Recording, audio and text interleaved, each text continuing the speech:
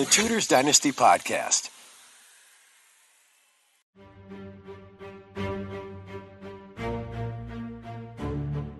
September 1st, 1666. London. As we travel down one city street in London, all of our senses are ignited. Visually, it could be quite overwhelming to anyone not accustomed to it, with merchants of all kinds, from those who sold chickens to those who sold cloth. London could provide something for everyone. Now imagine all the sounds that go along with that, as well as the sound of horse hooves on the street. And let's not mention the smell of poor sanitation and animal entrails. That would be enough for any modern-day observer to gag. But in 1666, it was just another day.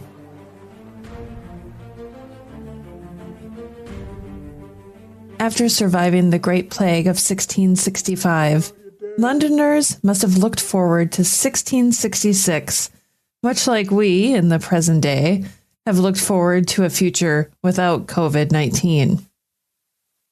As we recently covered in the episode titled Wife of the King of Mistresses, Catherine of Braganza, the following events occurred during the first 4 years of Catherine's time in England. While fire was common in London at the time, they could not have foreseen the events that would begin to unfold in the early morning hours of the 2nd of September. A fire had broken out at a bakery on Pudding Lane. The conditions were right. Most buildings in London were made of wood, and the weather that summer, up to that point, had been hot and dry. Ripe conditions for a disaster. The fire started at a bakery that belonged to Thomas Ferner, the king's baker. It is believed he initially put out the fire after a spark from his own oven hit some type of fuel in the kitchen. Unfortunately, by the morning's early hours, his house was ablaze, and the fire began to spread. The conditions were, as I mentioned, ripe for disaster. The wooden buildings quickly caught fire as firefighting efforts appeared hopeful until the wind fanned the flames further. The fire raged for 4 days, and the change in the wind conditions likely saved London from further damage. What is most amazing is that only 6 lives were lost in this historic fire.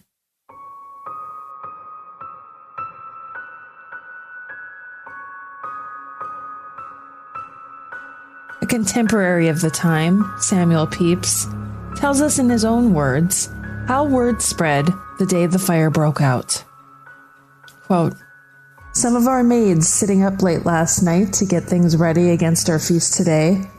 Jane called us up about 3 a.m. to tell us of a great fire they saw in the city. So I rose and slipped on my nightgown and went to her window, and thought it to be on the back side of Mark Lane, at the farthest. But being unused to such fires as followed, I thought it far enough off, and so went to bed again to sleep.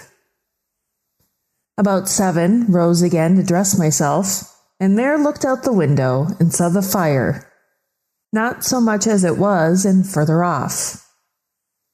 By and by, Jane comes and tells me that she hears that above 300 houses have been burned tonight for the fire we saw, and that it's now burning down all Fish Street by London Bridge. So I made myself ready and walked to the tower. Once there, I got up upon one of the high places and did see the houses at the end of the bridge all on fire, and an infinite great fire on this and the other side of the end of the bridge, which, among other people, did trouble me. Having stayed, and in an hour's time seen the fire rage every way, and nobody, to my sight, endeavoring to quench it, but to remove their goods and leave all to the fire, and having seen it get as far as the steelyard, and the wind mighty high, and driving it into the city, and everything, after so long a drought, proving combustible, even the very stones of the church, and among other things.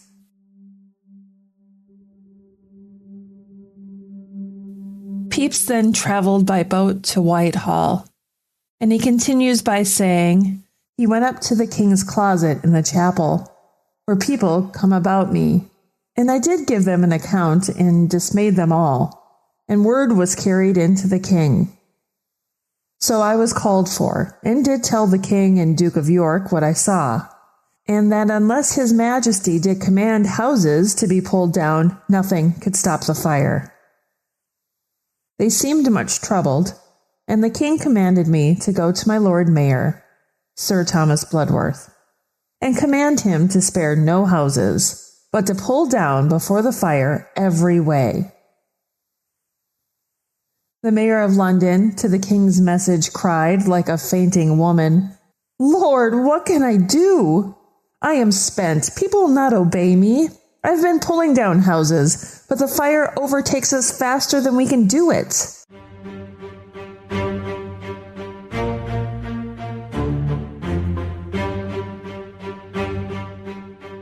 As the fire raged on, people continued to try to leave the city and poured down to the River Thames in an attempt to escape by boat. As a last resort, gunpowder was used to blow up houses that lay in the path of the fire, and so create an even bigger fire break. But the sound of the explosions started rumors that a French invasion was taking place. Even more panic. But by Friday, September 7th, the fire was over.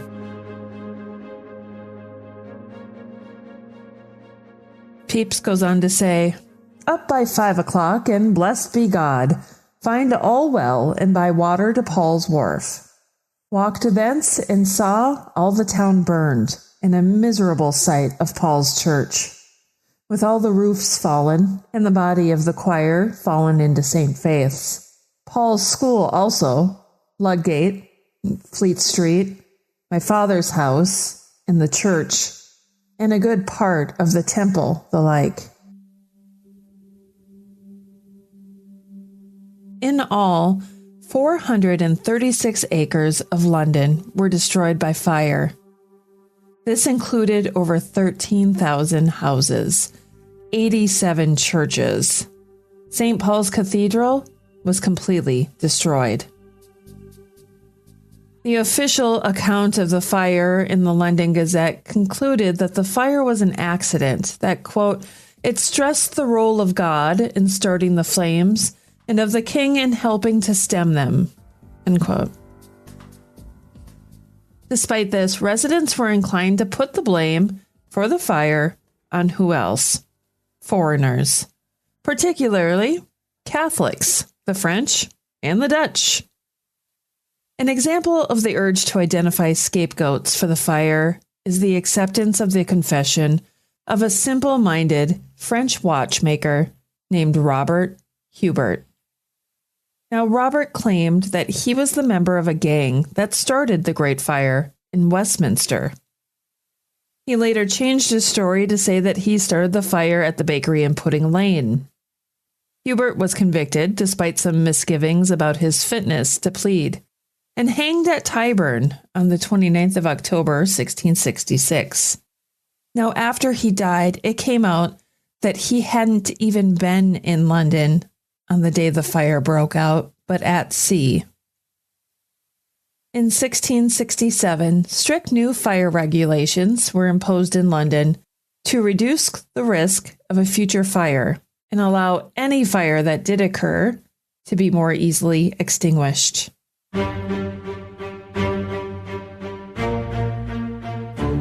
The Great Fire of London was a huge disaster for the City of London, but it put into place measures that would ensure this would never happen again.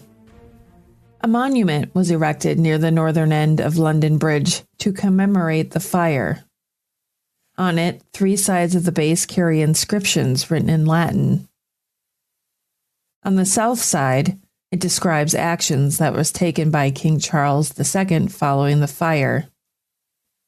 On the east, It describes how the monument was started and brought to perfection. And on the north, inscriptions that describe how the fire started, how much damage it caused, and how it was eventually extinguished. These words were added to the end of the inscription on the orders of the Court of Aldermen in 1681 during the Popish plot. An inscription in Latin translating to, "But Popist frenzy, which wrought such horrors, is not yet quenched." Texts on the east side originally falsely blamed Roman Catholics for the fire, saying, quote, "Burning of this Protestant city begun and carried on by the treachery and malice of the Popish faction," unquote. Those words, blaming the Catholics, were eventually chiseled out in 1830 with the Catholic Emancipation. Well, that concludes this episode on the Great Fire of London. Thank you so much for listening, and thank you so much for being a patron.